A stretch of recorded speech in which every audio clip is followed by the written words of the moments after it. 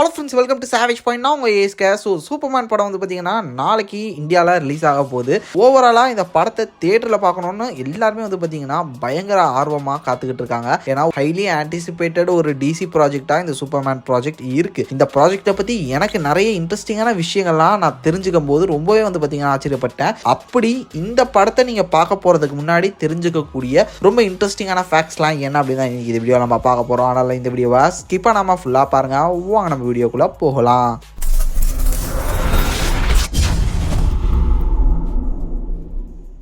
So DC ஒரு பெரிய fall டவுனுக்கு அப்புறம் வந்து பார்த்தீங்கன்னா இப்போ ஒரு கம்பேக் கொடுக்குற ஸ்டேஜில் ஜேம்ஸ் கன்னால் எந்திரிச்சு நிற்கிறாங்க. இதுதான் வந்து பார்த்தீங்கன்னா டிசி ஸ்டூடியோஸ் அப்படின்ற பேனருக்கு கீழே வரக்கூடிய ஒரு படமாக இருக்க போது. இதை வந்து கட் அண்ட் ரைட்டாக வந்து பார்த்தீங்கன்னா ஜேம்ஸ் கன் சொல்லிட்டாரு. தென் இது மட்டும் இல்லாமல் சூப்பர்மேன் படத்தோட இன்ட்ரடக்ஷனில் வந்து பார்த்தீங்கன்னா WBயோட இன்ட்ரோ இருக்காது அப்படின்ற மாதிரியும் சொல்லியிருக்காரு. டிசிக்குன்னு ஒரு தனி இன்ட்ரோ வீடியோ போட்டு தான் வரும். WB வந்து இதில் ஒரு டிஸ்ட்ரிபியூட்டர்ஸ் அது மாதிரி இருக்கலாம். மற்றபடி இது வந்து ஒரு தனி ப்ரொடக்ஷன் ஹவுஸாகவே வந்து பார்த்தீங்கன்னா டிசி ஸ்டுடியோஸை வந்து மாற்றிட்டோம். ஸோ இனி டிசியில் வரக்கூடிய ப்ராஜெக்ட்ஸ் எல்லாத்துக்குமே டிசி ஸ்டுடியோஸ்லேருந்து தான் வந்து ப்ரொடக்ஷன் மணி எல்லாமே இருக்குது. டிஸ்ட்ரிபியூஷன் மட்டும்தான் WBயோட கண்ட்ரோலில் இருக்கும் அப்படின்ற மாதிரி சொல்லியிருக்காங்க.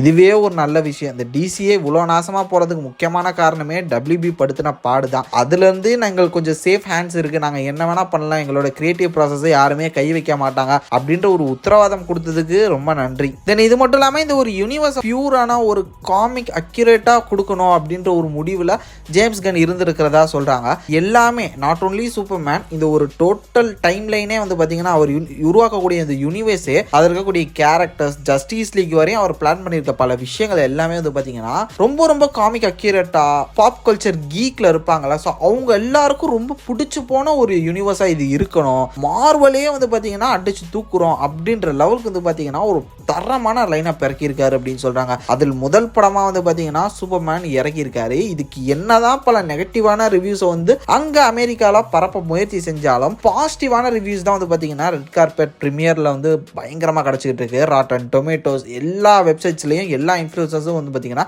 கிட்டத்தட்ட 80க்கு மேலே தான் இதுக்கு வந்து ரிவ்யூஸ் கொடுத்துட்டு இருக்காங்க. 5 ஸ்டார்ஸ்க்கு 4 ஸ்டார்ஸ் அந்த மாதிரி கொடுத்துட்டு இருக்காங்க. நிறைய பாசிட்டிவ் ரிவ்யூஸ் தான் இந்த ஒரு படத்துக்கு கிடைச்சிக்கிட்டு இருக்கு.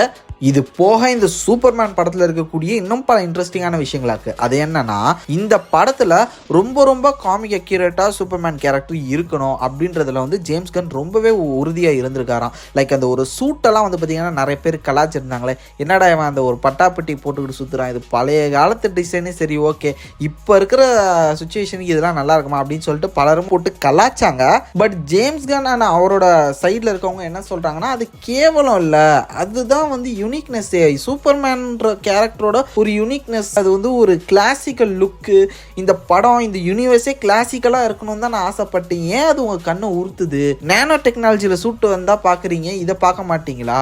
அப்படி என்னென்னமோ சொல்லிட்டு அறுத்துக்கிட்டு இருக்காங்க. நான் அவ்வளோ சூப்பராக கிளாசிக்காக ரியலிஸ்டிக்காக நான் வந்து ப்ரெசென்ட் பண்ணணும்னு ட்ரை பண்ணுறேன் சூப்பர்மேனை. மேபி ஃபியூச்சரில் அவருக்கு சூட் அப்ஜெக்ட்ஸ் நான் வந்து கொடுக்கலாம். பட் இந்த ஒரு படம் அவருக்கு வந்து ஒரு கிளாசிக்கான ஒரு படமாக இருக்கணும் சூப்பர்மேனுக்காக அப்படின்னு சொல்லிட்டு நான் பார்த்து பண்ணிக்கிட்டு இருக்கேன் அப்படின்னு சொல்றாரு. இது மட்டும் இல்லைங்க, சூப்பர்மேன்ற அந்த ஒரு லைஃபையும் தாண்டி கிளார்க் கென்ட் அப்படின்னு சொல்லக்கூடிய ஒரு ஆளாவும் அவர் வாழ்ந்துட்டு இருக்காருல, அதை வந்து பார்த்தீங்கன்னா நமக்கு வந்து ஒரு நம்பகத்தன்மையான ஒரு ஆர்க்கையும் ரெடி பண்ணியிருக்காங்க. அது ஆக்சுவலாக காமிக்ஸில் அப்படி இருந்தது.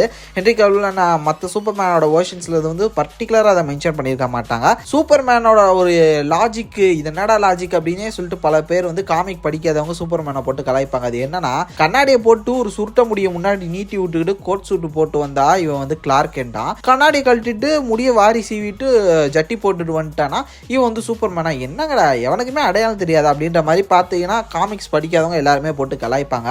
பட் ஆக்சுவலாக இதுக்கு லாஜிக்கலான ஒரு விஷயம் இருக்குது. என்னன்னா, கிரிப்டனைட் டெக்னாலஜியில் உருவாக்கப்பட்ட ஒரு ஹிப்னோ கிளாஸை தான் வந்து பார்த்தீங்கன்னா கிளார்க் கென்ட் மாட்டியிருப்பார். கண்ணாடி இல்லை, அது பவர் கிளாஸ் இல்லை, அது வந்து ஹிப்னோ கிளாஸ். அந்த ஹிப்னோ கிளாஸ் போட்டாங்கன்னா எல்லாருக்கும் அந்த ஒரு கிளாஸை போட்டுட்டு இருக்கிறவரை பார்க்கும்போது அவர் வேற ஒரு ஆள் மாதிரி, ஒரு வியர்டான ஒரு பர்சன்ற மாதிரி வந்து பார்த்தீங்கன்னா ஒரு தோற்றம் அளிக்குமா. லைக் வந்து ஒரு லூசர் அந்த மாதிரி ஒரு லுக்கை வந்து ப்ரெசென்ட் பண்ணுமா. ஸோ இதன் காரணமாக வந்து பார்த்தீங்கன்னா எல்லாருக்கும் இவர் சூப்பர்மேன் அப்படின்ற அந்த ஒரு விஷுவல் வராதான். அவர் கண்ணாடியை கழட்டினா தான் வந்து பார்த்தீங்கன்னா இது சூப்பர்மேன்ல அப்படின்னு சொல்லிட்டு அடையாளம் தெரியுமா. அது மாதிரி ஹிப்னோடைஸ் பண்ணக்கூடிய ஒரு ஹிப்னோ கிளாஸாக அது இருக்கு அப்படின்னு சொல்றாங்க. அது வந்து இந்த படத்தில் டைலாக்ஸாகவும் அதை மென்ஷன் பண்ணி கிளியர் பண்ணியிருக்காரு. இந்த மாதிரி நிறைய விஷயங்கள் பார்த்து பண்ணியிருக்காரு அப்படின்னு சொல்றாங்க.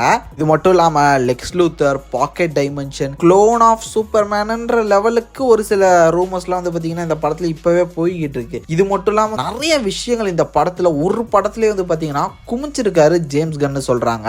லைக் காய்ஜு ஃபைட்டை நம்ம பார்த்துருப்போம். ஸோ அந்த காய்ஜு வந்து பார்த்தீங்கன்னா ஸ்லைம் காய்ஜு அப்படின்னு சொல்கிறாங்க. அது வந்து பீஸ் மேக்கர் யூனிவர்ஸில் நம்ம பீஸ் மேக்கர் படங்களில் இந்த மாதிரி ஏலியன் கிரியேச்சர்ஸ்லாம் பார்த்துட்டு இருப்போம்ல, அதோட கனெக்ட் ஆகுதுன்னு சொல்கிறாங்க. பீஸ் மேக்கர் வந்து டீஸ் பண்ண போகிறாங்கன்னு சொல்கிறாங்க. இது மாதிரி நிறைய விஷயங்கள் வந்து பார்த்தீங்கன்னா பேக்ட்ராப்பில் சூப்பர்மேன் படத்தை வச்சு போய்கிட்டு இருக்கு. ஒரு சினிமேட்டிக்காக அந்த ஒரு படத்தை ப்ரெசென்ட் பண்ணோம். லைக் ஸ்டோரி, படத்தை இவ்வளோ கஷ்டப்பட்டு எடுத்திருக்காங்க, அதெல்லாம் தாண்டி ஒரு சினிமேட்டிக் எக்ஸ்பீரியன்ஸாக இந்த படம் எப்படி இருக்குது அப்படின்னு சொல்லிட்டு கேட்டு பார்த்தா விஷுவல் எஃபெக்ட்ஸ் வந்து பிரித்து மேய்ஞ்சிருக்கானுங்களாம். முக்கியமாக சூப்பர்மேனோட ஃப்ளையிங் சீக்வன்சஸ்லாம் அல்ட்டியா. இதுக்கு வந்து ஒரு டெக்னாலஜி ஒன்று யூஸ் பண்ணியிருக்காங்க. லைக் க்ளோஸ்அப்பாக வந்து பார்த்தீங்கன்னா கேமராவை செட் பண்ணிட்டு அவங்க ஃப்ளை பண்ணுற மாதிரியான ஒரு ஷேக் ஷாட்ஸ் எடுப்பாங்க. கிட்ட க்ளோஸராக வச்சு வந்து பார்த்தீங்கன்னா எடுப்பாங்க. இது வந்து Guardians of the Galaxy volume 3ல ஒரு சின்ன ட்ரை மாதிரி பண்ணியிருப்பாரு. ஆல்ரெடி ஆடம் வார்லாக் வச்சு வந்து பார்த்தீங்கன்னா இதை ட்ரை பண்ணியிருப்பாரு ஜேம்ஸ் கன் சார். ஸோ அதை வந்து அப்படியே சூப்பர்மேனில் ஃபுல் ஃப்ளெஜாக எடுத்து பண்ணியிருக்காரு. ஏன்னா சூப்பர்மேன்றனாலே வந்து பார்த்தீங்கன்னா ஃப்ளையிங் சீக்வன்ஸ் தான் ஜாஸ்தி, அதனால இதில் வச்சு விளாண்டுருக்காரு அப்படின்னு சொல்கிறாங்க.